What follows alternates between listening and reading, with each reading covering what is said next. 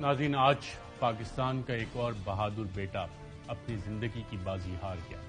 یہ پاکستان کا وہ بیٹا ہے محمد رضوان، ڈائریکٹر FIA، جو کرپشن کے خلاف دھمکیوں کے باوجود اپنا کام پوری ایمانداری کے ساتھ کرتا رہا۔ ان کو تھریٹس تھیں اور باقاعدہ اس حوالے سے چیزیں ریکارڈ پہ موجود بھی ہیں۔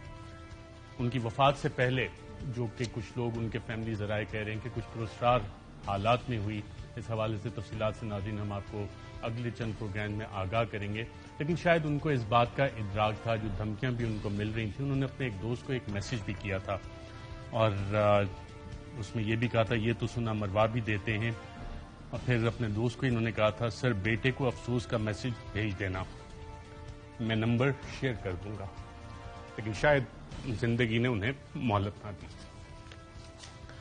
محمد رضوان کا نام ناظرین سٹاپ لسٹ میں بھی ڈالا گیا جب پتہ لگا کہ PDM کی حکومت آ رہی ہے، شہباز شریف صاحب وزیر اعظم بنیں گے، سٹاپ لسٹ میں ان کا نام بھی شامل کیا گیا۔ جب یہ حکومت آ رہی تھی اس سے پہلے انہیں چھٹی پہ بھی بھیج دیا گیا۔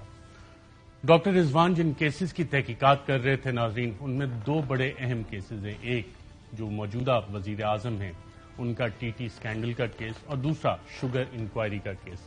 اس حوالے سے وہ خود کیا فرماتے تھے، کیا انہوں نے تحقیقات کی؟ پاکستان کی تاریخ کا اس سے زیادہ ڈاکومنٹڈ کیس نہیں ہے۔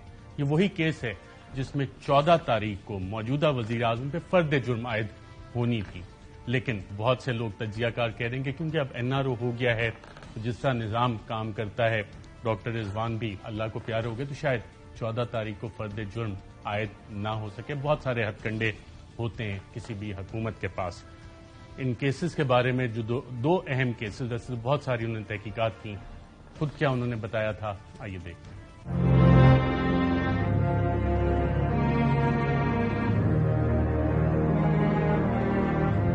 4370 پیجز کا چالان اسپیشل کورٹ سینٹرل کی عدالت میں جمع ہو چکا ہے۔ یہ ایک انتہائی سنجیدہ کیس ہے۔ Just by looking at the number of pages, these are all